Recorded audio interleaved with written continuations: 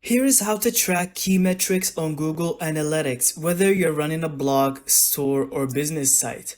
First, go to analytics.google.com and sign into your account. Choose the property you want to analyze, usually your website or app. In the left sidebar, click Reports. Under Reports Snapshot, you'll get an overview of your top metrics: users, how many people visited; sessions, how many often they visited; engagement time, how long they stayed; and traffic sources, where they came from. To dive deeper, click on a specific category like acquisition, engagement, or retention.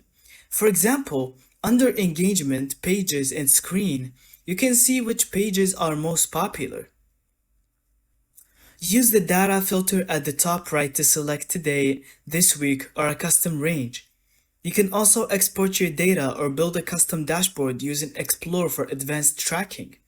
That's how to track your Google Analytics metrics, quick insights that help you grow smarter. Thank you so much for watching. I hope you found this video helpful. Don't forget to leave us your thoughts in the comments.